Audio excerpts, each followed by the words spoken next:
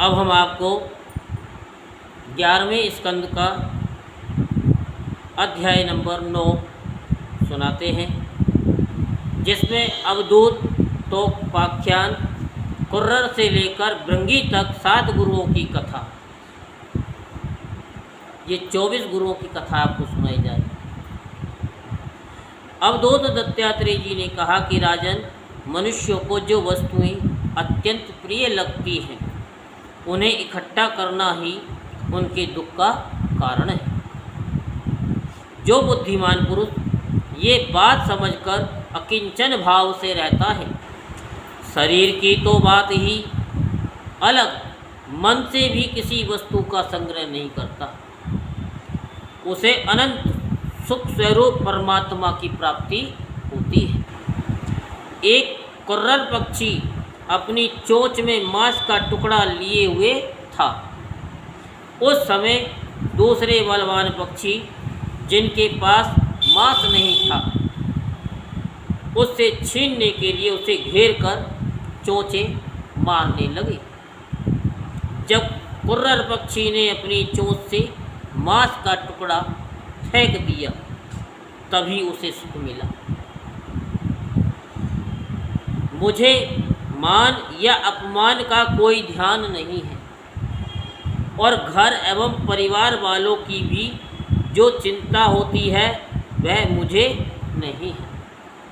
मैं अपने आत्मा में ही रमता हूँ और अपने साथ ही क्रीड़ा करता हूँ। ये शिक्षा मैंने बालक से ली है, अतः उसी के समान मैं भी मौज से रहता हूँ। इस जगत में 2 ही प्रकार के व्यक्ति निश्चिंत और परमानंद में मग्न रहते हैं। एक तो भोला भाला, जो भोला की कथा आपको सुनाई थी, निश्चेष्ट नन्हा सा बालक, और दूसरा वह पुरुष जो गुणातीत हो गया है। एक बार किसी कुमारी कन्या के घर उसे वर्ण करने के लिए कई लोग आए हुए थे। उस दिन उसके घर के लोग कहीं बाहर गए हुए थे, इसलिए उसने स्वयं ही उनका आतिथ्य सत्कार किया। राजन, उनको भोजन कराने के लिए वे घर के भीतर एकांत में धान कूटने लगी। उस समय उसकी कलाई में पड़ी शंख की चूड़ियाँ जोर जोर से बजने लगी। इस शब्द को निंदित समझकर कुमारी को बड़ी लज्जा मालूम हुई, और उसने एक एक करके सब चूड़ियाँ तोड़ डाली, और दोनों हाथों ने केवल 2-2 चूड़ियाँ रहने दी। अब वह फिर धान कूटने लगी, परंतु वे 2-2 चूड़ियाँ भी बजने लगी। उसने एक एक चूड़ी और तोड़ दी। जब दोनों कलाइयों में केवल एक एक चूड़ी रह गई, तब किसी प्रकार की आवाज़ नहीं हुई।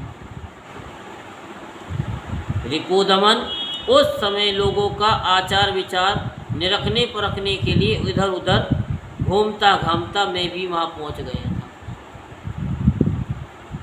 मैंने उससे ये शिक्षा ग्रहण की, जब बहुत लोग एक साथ रहते हैं तब कलह होता है। भाई, जब 4 बर्तन घर में होंगे तो ये तो आवाज़ तो आएगी। अब सिंक में जब बर्तन मारते तो खटपट खटपट की आवाज़ तो आती है, और 2 आदमी साथ रहते हैं तब भी बातचीत तो होती ही है। इसलिए कुमारी कन्या की चूड़ी के समान अकेले ही विचरना चाहिए। राजन, मैंने बाण बनाने वाले से ये शिक्षा ली, उनसे ये सीखा कि आसन और श्वास को जीतकर वैराग्य और अभ्यास के द्वारा अपने मन को वश में कर ले, और फिर बड़ी सावधानी के साथ उसे एक लक्ष्य में लगा दे। जब परमानंद स्वरूप परमात्मा में मन स्थिर हो जाता है, तब वह धीरे धीरे कर्म वासनाओं की धूल को धो बहाता है। सत्गुण की वृद्धि से रजोगुणी और तमोगुणी वृत्तियों का त्याग करके मन से वैसे ही शांत हो जाता है जैसे ईंधन के बिना अग्नि। इस प्रकार जिसका चित्त अपने आत्मा में ही स्थिर निरुद्ध हो जाता है उसे बाहर भीतर कहीं किसी पदार्थ का भान नहीं होता, ज्ञान नहीं होता। मैंने देखा था कि एक बाण बनाने वाला कारीगर बाण बनाने में इतना तन्मय हो रहा था कि उसके पास से ही दल बल के साथ राजा की सवारी निकल गई और उसे पता तक न चला। ऐसे ही आप कथा सुनो तो सुनते सुनते इसमें ऐसे खो जाओ कि आपको आने जाने वाले का भी पता न चले। तो राजन, मैंने सांप से ये शिक्षा ग्रहण की कि सन्यासी को सर्प की भांति अकेले ही विचरण करना चाहिए, उसे मंडली नहीं बांधनी चाहिए, मठ तो बनाना ही नहीं चाहिए, वह एक स्थान में ना रहे, प्रमाद ना करे, गुहा आदि में पड़ा रहे, बाहरी आचारों से पहचाना ना जाए, किसी से सहायता ना ले और बहुत कम बोले। इस अनित्य शरीर के लिए घर बनाने के बखेड़े में पड़ना व्यर्थ और दुख की जड़ है। सांप दूसरों के बनाए घर में घुसकर बड़े आराम से अपना समय काटता है। अब मकड़ी से ली हुई शिक्षा सुनो। सबके प्रकाशक और अंतर्यामी सर्वशक्तिमान भगवान ने पूर्व कल्प में बिना किसी अन्य सहायक के अपनी ही माया से रचे हुए जगत को कल्प के अंत में प्रलय काल उपस्थित होने पर काल शक्ति के द्वारा नष्ट कर दिया, उसे अपने में लीन कर लिया और सजातीय विजातीय और स्वगत भेद से शून्य अकेले ही शेष रह गए।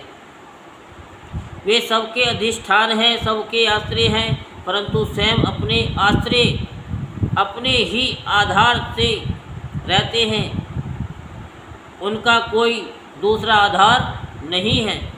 वे प्रकृति और पुरुष दोनों के नियामक, कार्य और कारणात्मक जगत के आदि कारण परमात्मा अपनी शक्ति काल के प्रभाव से सत्वरज आदि समस्त शक्तियों को साम्यावस्था में पहुंचा देते हैं और स्वयं केवल रूप से एक और अद्वितीय रूप से विराजमान रहते हैं। वे केवल अनुभव स्वरूप और आनंद घन मात्र हैं। किसी भी प्रकार की उपाधि का उनसे संबंध नहीं है। वे ही प्रभु केवल अपनी शक्ति काल के द्वारा अपनी त्रिगुणमयी माया को क्षुब्ध करते हैं और उससे पहले क्रिया शक्ति प्रधान सूत्र की रचना करते हैं। ये सूत्र रूप महतत्व ही तीनों गुणों की पहली अभिव्यक्ति है। वही सब प्रकार की सृष्टि का मूल कारण है। उसी में ये सारा विश्व सोत में ताने बाने की तरह ओतप्रोत है और इसी के कारण जीव को जन्म मृत्यु के चक्कर में पड़ना पड़ता है।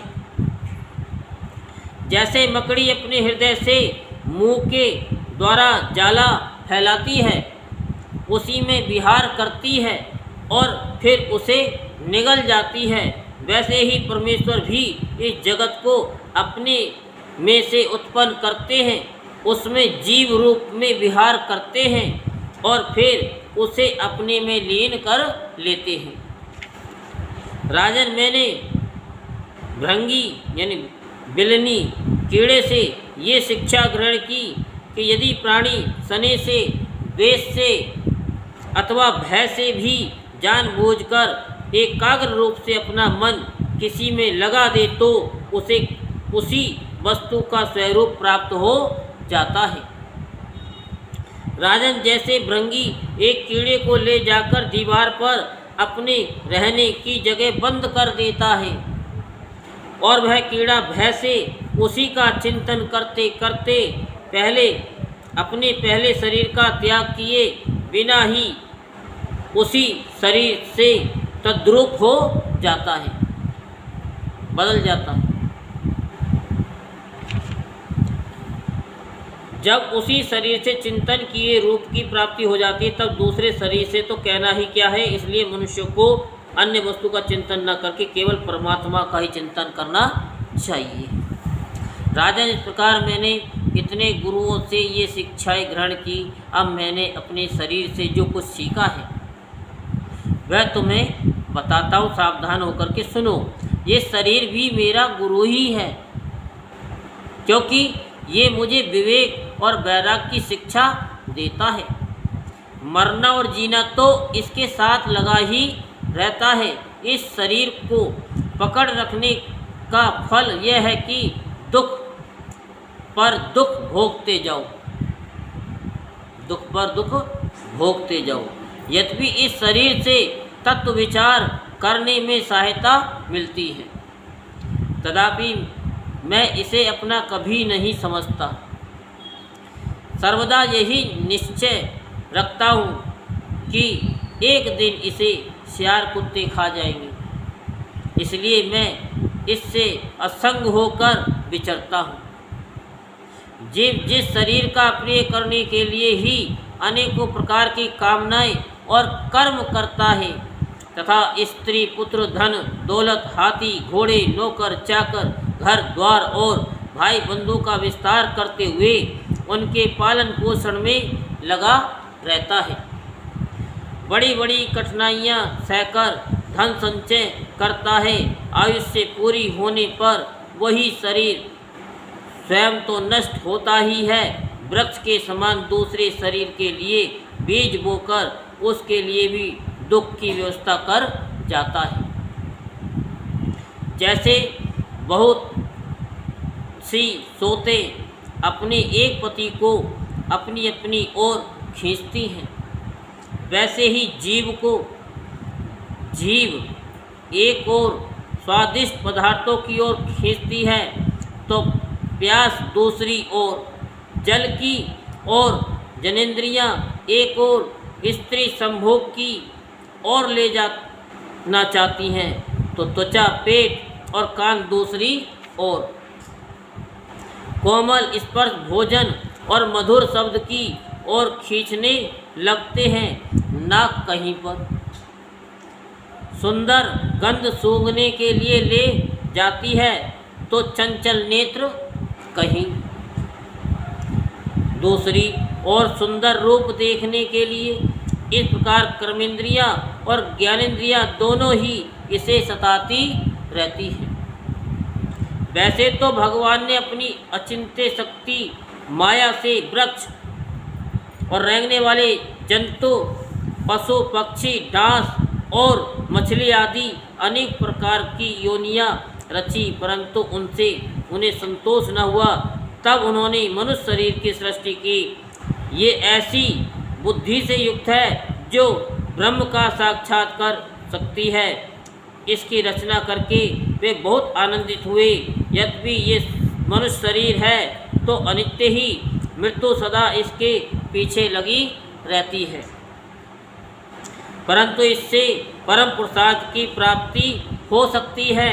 इसलिए अनेक जन्मों के बाद वह अत्यंत दुर्लभ मनुष्य शरीर पाकर बुद्धिमान पुरुष को चाहिए कि शीघ्र मृत्यु के पहले ही मोक्ष प्राप्ति का प्रयत्न कर ले। इस जीवन का मुख्य उद्देश्य मोक्ष ही है। विषय भोग तो सभी योनियों में प्राप्त हो सकते हैं, इसलिए उनके संग्रह में ये अमूल्य जीवन नहीं खोना चाहिए। राजन, यही सब सोच विचार कर मुझे जगत में वैराग्य हो गया। मेरे हृदय में ज्ञान विज्ञान की ज्योति जगमगाती रहती है। न तो कहीं मेरी आसक्ति है और न कहीं अहंकार ही है। अब मैं स्वच्छंद रूप से इस पृथ्वी में विचरण करता हूँ। राजन, अकेले गुरु से ही यथेष्ट और सुदृढ़ बोध नहीं होता, उसके लिए अपनी बुद्धि से भी बहुत कुछ सोचने समझने की आवश्यकता है। देखो, ऋषियों ने एक ही अद्वितीय ब्रह्म का अनेकों प्रकार से गान किया है। यदि तुम स्वयं विचार कर निर्णय न करोगे तो ब्रह्म के वास्तविक स्वरूप को कैसे जान सकोगे? यदि तुम स्वयं विचार कर निर्णय नहीं करोगे कि हमें आगे क्या करना है, तो ब्रह्म के वास्तविक स्वरूप को कैसे जान सकोगे? ये कौन कह रहे हैं?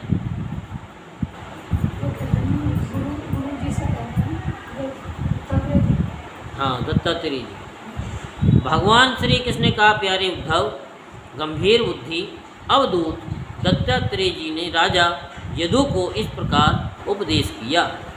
यदु ने उनकी पूजा और वंदना की।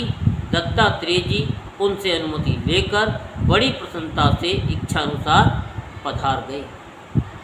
हमारे पूर्वजों के भी पूर्वज राजा यदु अवधूत दत्तात्रेय जी की ये बात सुनकर समस्त आसक्तियों से छुटकारा पा गए और समदर्शी हो गए। इसी प्रकार तुम्हें भी समस्त आसक्तियों का परित्याग करके समदर्शी हो जाना चाहिए। यहीं पर श्रीमद् भागवत महापुराण के 11वें स्कंद का 9वां अध्याय संपूर्ण होता। बोलो वृंदावन बिहारी लाल की जय, बोलो बांके बिहारी लाल की जय। जय श्री राधेश्याम, जय जय श्री राधेश्याम, जय जय श्री